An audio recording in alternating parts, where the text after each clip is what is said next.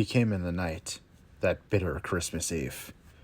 I suppose it came in the night would be more fitting, but I haven't ruled out the possibility of it being a man. Not yet, anyway. Yes, there was nothing human about him, but if I allow those thoughts to linger, I'll never get out of this institution. Yes, it was a man who killed them. It had to be. There's no such thing as paranormal or supernatural creatures. At the time, sure, I was convinced he was an it, or something that couldn't be rationally explained away. But I cannot allow those thoughts to take root again. It was only my youthful imagination that made him seem so beastly. That's what Dr. Ross told me. This year marks the 10th anniversary, a whole decade that has almost gone by since my family was slaughtered in my childhood home. If nothing else, I wasn't held responsible for the crime, even if I was the last man standing, so to speak. Even with that being the case, there was no way that a small-framed, skinny 8-year-old kid could have done those things. They couldn't deny that. My recollection of what I witnessed that brutal night didn't help, mind you. It did, however, land me in this godforsaken facility for the remainder of my formative years. At the time, after it happened anyway, I was hysterical. A state that was only intensified by their disbelief of what I told them. I just couldn't understand it, you know? Why wouldn't they listen? I knew that what I saw, what I felt. I did not doubt that creature took away everyone I loved. I thought that was the case anyway. Of course, I'm fully aware that these images are still cut into the back of my eyelids, were nothing more than the trauma of being such a thing, especially at a young age. I know it didn't happen how I remember it. That's what I'm supposed to believe. I know these ramblings probably make it sound like I'm exactly where I'm supposed to belong, where I must remain until I truly understand what's real and what isn't. Ross told me to write everything all down, so I could see with my own eyes how preposterous it sounds. Perhaps that will allow me to move on, deal with my loss, and rejoin the world once more. Maybe then I can get past this and learn to push away the scars etched upon my subconscious, to see for myself what is and what isn't. Maybe then I could see the truth of things. Maybe then I can go home. I've been here for many years at this point, so I've gotten to know just about everyone quite well. We do have internet access here, which we are given access to in case-by-case basis. I'm not suicidal. Well, not anymore. So I am one of the numerous tenants of this home away from home who can use some of the luxuries that some of the more disturbed aren't permitted to. So I chose to post here. Ross told me to write all of this down. He didn't say it had to be with pen and paper. I apologize in advance for perhaps using this platform as a device in my healing, but perhaps anyone reading these words could provide some insight the doctors can't. It may be a long shot, but if there's anyone out there who's been through something similar, I'd be very grateful for anything you may be able to offer on the subject. Late December 2012, that's when it happened. My parents weren't exactly well off. They would still scrimp and save every penny they could to ensure my sister and I had at least something under the tree. But that wasn't a big deal to us. Kitty was twice my age, but she would still get excited around the holidays, even being a cynical and sarcastic teenager. My folks worked pretty grueling schedules, so I was left to my sister's care most days. Sure, we bicker sometimes, as siblings often do, but I looked up to her and I loved her. That's how it was, right? Yes, I loved her and my parents. They were everything to me.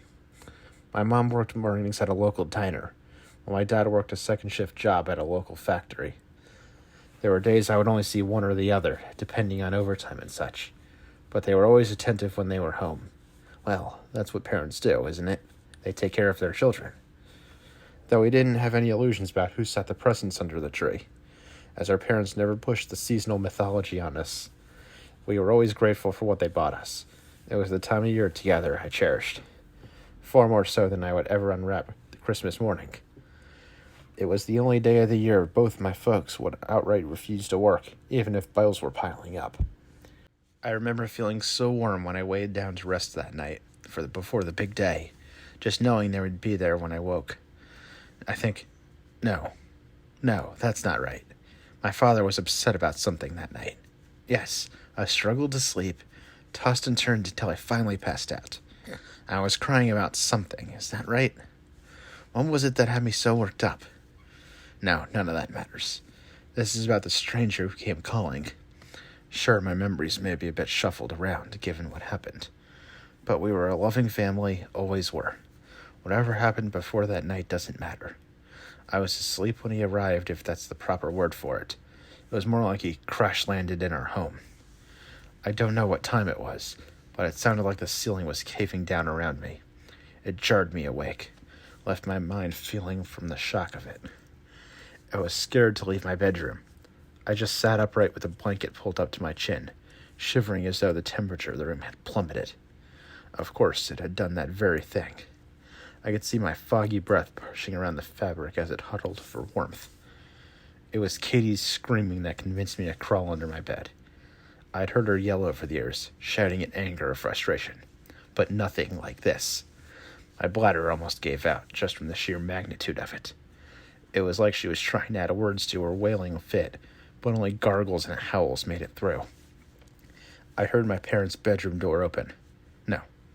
No, it wasn't my parents' door. It was my father's. He and my mother had separate bedrooms. They hadn't shared a bed in years.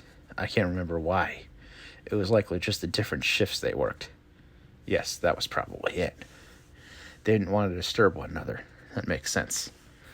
When his door opened, he yelled out, spilling curses and cocking his shotgun. Katie was still whimpering, but it was the weaker, like she was tiring out or something. The intruder laughed when my dad threatened him, told him he'd fill his guts full of lead if he didn't let her go. Something hard hit the wall, tumbling to the floor after. The shotgun discharged. I heard the shell fragmenting as it hit a steel door, while the stranger let out another laugh that was so shrill, so heartless, and free of actual levity, that I pushed my hands to my ears so hard I thought that I may just squash them both. Over and over again the gun went off, but the invader still cackled like a madman. I could hear the heavy footsteps across the floor, ending right outside my door. My father shouted again, but it didn't stop the man from pushing through my door, splitting and shattering the wood. It opened out. I remember that much. He could have easily pulled it open, but it was never locked. Wait, it was locked many nights, but not this one. He slammed against it, raining splinters across the bed I hid beneath. I was crying, wailing out as my sister had. I could see everything now, everything that happened next. While I still cowered beneath the box spring, I couldn't not stare through the open entryway, though I begged my eyes to turn away.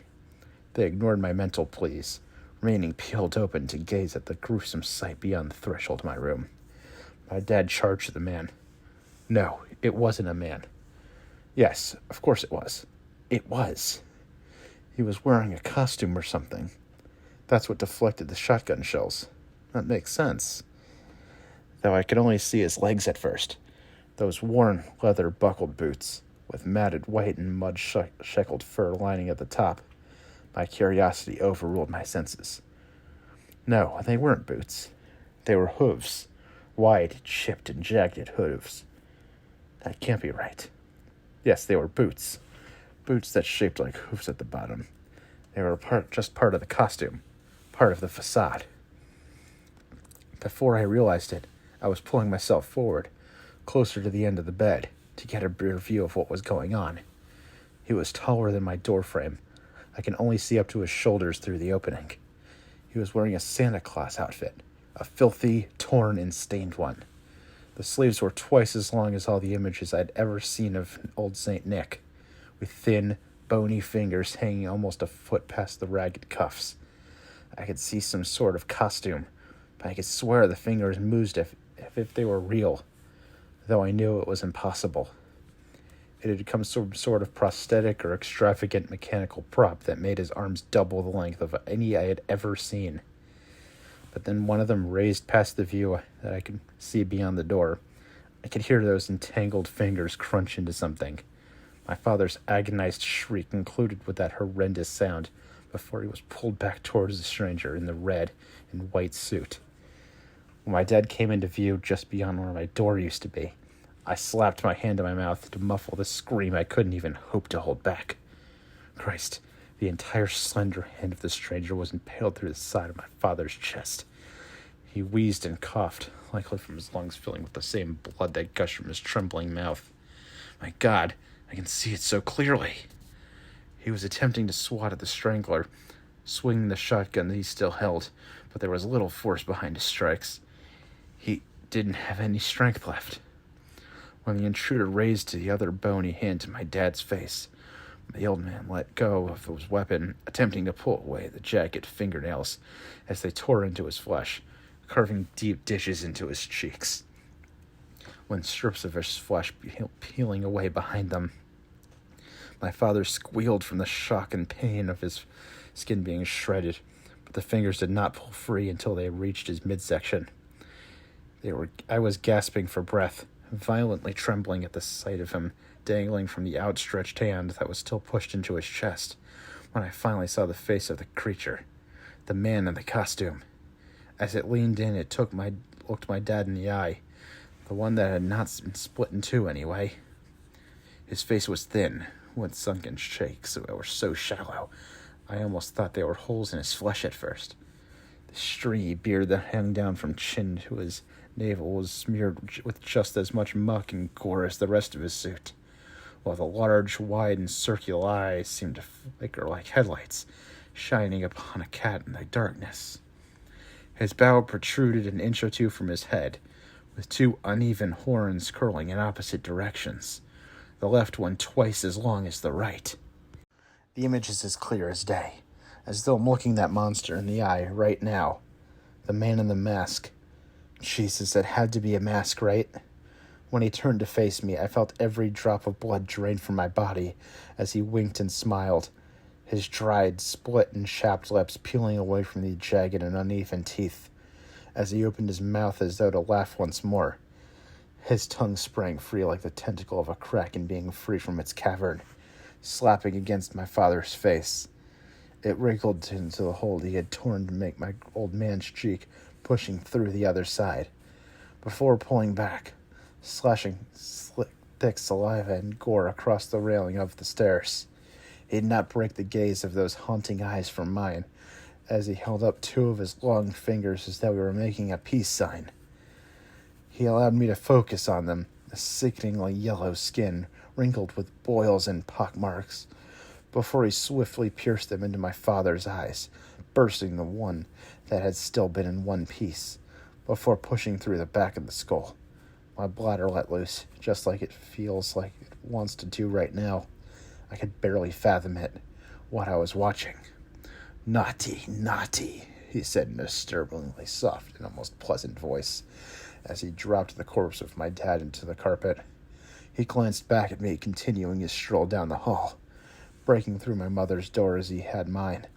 I desperately wanted to pull myself free and run from my room, out into the street to scream out for help.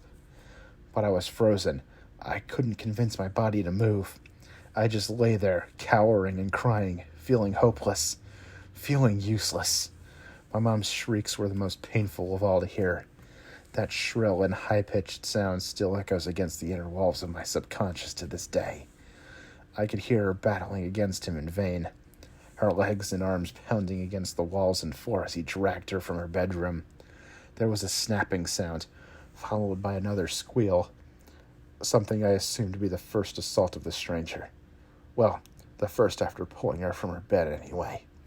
I would see, when he dragged her into my doorway, that the fingernails were peeled back on several of her fingers, where she had attempted to grab onto something as he pulled her from her haven. Once more I have to watch her suffer as her husband had, put on display for me like some demented puppet show, with my doorway being the stage. He did not cause her as much suffering as my father, but he did not show her any mercy either. As he held her outstretched before him, one hand gripping tightly onto her shoulder, the other dancing its fingers across her chest and stomach as though he was typing a long number into a payphone, each poke digging into her flesh, tearing away chunks of meat on her swift exits. I tried again to shut my eyes and hide away from this awful sight, but I couldn't. Dear God, it's like I couldn't even turn my head. She howled louder with every pierce of her skin, stretching across his arm in the process.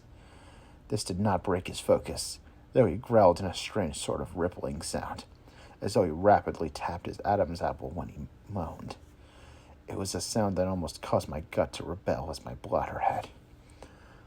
With blood now dripping to the floor, trickling from each of the numerous wounds he had jabbed into her, he just stared at her as she wept. I could tell she was weakening as her husband had only moments before, with her arms hanging limp at her sides. I could barely differentiate my sobs from hers as we both shed tears over this brutal invasion of our home. "Stop!" I yelled out, gasping for breath between my hopeless wails, finally convincing my body to do something as demanded. "No more! Let her go! Please!" He did as I asked, dropping her to the floor at his feet. He just stared back at me again, those unwavering and hauntingly bright eyes cutting through my own. We shared that gaze for what felt like an eternity, and while I was certain my blood would be splashed across the walls at any moment now, I would not look away. I couldn't look away. "Naughty," he said softly, as he raised his hoof, his boot, slamming it hard upon my mother's head, crumpling it like a potato chip bag before my quivering eyes. I screamed louder and more frantically than I ever knew myself to be capable. A primal rage unleashed within me as I pushed myself forwards, breaking free of my loosely constructed protective shell, charging forward towards the beast, the man who stood in my doorway. I knew I couldn't beat him. I knew I would tear me to shreds for having the nerve to wage such a pitiful assault, but I didn't care. I slammed my fists against him as soon as I was close enough, though my punches were about as effective as a soggy spitwad. I just kept swinging and yelling, cursing and kicking until I simply did not have enough energy left to continue. He didn't block my attacks, nor did he return any of his own. He just glared down at me, even after I fell to my knees, gasping for breath, my shirt soaked from the tears and my pants drenched from fear that kept me confined for so long. "Nice," he whispered, his lips widening into a disturbingly long smile that pushed his shallow cheeks into loose wrinkles at his ears. He lifted his head, causing me to wince at the terror of my bloody end coming any second, but he just patted the top of my head, holding his elongated fingers across my scalp. He peeled open my shirt with his forefinger, tearing through the fabric as though his fingernail had a razor blade tucked beneath. When the claw dug into my chest, I knew this was it. I bit down, finally closing my eyes and fighting as hard as I could to resist releasing another shriek into the night as I felt my skin tearing and my blood leaking down my stomach. But it was over before I even realized it. I still kept my eyelids sealed as tightly as I could, readying myself for the following attack. But it never came. I hadn't even realized the hand had released from my hand, as I was so tensed up and shivering all over. When I allowed my eyes to reopen, I saw no trace of the man who invaded our home, only the bodies and trails of blood he had left behind. When the blue lights flickered from outside, splashing their strobing illumination across the house I still knelt frozen in, I finally caught sight of Katie's broken body, folded backward in the center, laying next to the split drywall. I was still mentally vacant while a blanket was draped around over me, as a man lifted me from the floor, carrying me down the stairs and out of the blood-soaked house. It took some days for me to speak again, allowing me to tell them what I had witnessed that Christmas Eve. But they didn't believe me. Not about the creature, anyway. They told me that it was a man in a costume who had broken into our home, somehow splitting the chimney down the center as he forced his way in. But this was something I was not willing to hear at the time. From what I was told, I became frantic, lashing out and attempting to attack those who had only hoped to help me. That, along with my delusions about what I had seen that night, earned me a stay in this very facility, where I have been since the night my world was torn apart. We were a happy family. My father loved me, as did... Wait, no, he didn't, did he? He blamed me for his marriage falling apart. So did he. All of them. Katie yelled at me when my dad moved into the guest bedroom. We had a guest bedroom. Wait, this isn't right. No, it's his fault for Mom leaving. The guest room came later after she gave him a second chance. Yes, he hit me. He hit Mom too. Katie, though, no, he would never hurt her. She was his first, the only child he wanted. Mom only wanted one too. I was some sort of fluke. She had her tubes tied. I wasn't supposed to happen. That's what she told me. Oh God, she was the one who turned on me first. Mom resented what I did to her happy home. That's right. I was just a kid. The hell? How can I be responsible? She yelled at me, said I was a curse on their happiness. She said always just stood by while he beat me, until one day he was so drunk he turned on her too. Katie and me, we were friends until she kicked him out. She told me it was my fault, that I should have just taken my licks like a good boy. I would stay in my room, just stay out of sight as much as I could, but they'd still yell at me through the door. When Dad came back, he wasted no time in reminding me how worthless I was. That Christmas Eve, I couldn't take it anymore. I made a wish. I asked for this. I didn't pray to God or wish for Santa to make it stop hurting. I begged the other one to make them go away. It wasn't a man. No, it was never a man. I was too small to fight back, too weak to stand up against them. So I turned to the only one I hoped could set things right. I knew what the K carved into my chest stood for now. The scar I will wear for the rest of my life as a reminder. I was the one who summoned Krampus to our home that Christmas 10 years ago. Oh, God. It was me who killed my family, even if it wasn't by my own hands. Is this a breakthrough, or just further proof that I'm crazy? No, I'm never getting out of here. Not with what I know now. Even if I tell them everything, they'll never believe me. I deserve this. I wanted so much to go back home, but I didn't understand. I am home. I am exactly where I belong after all.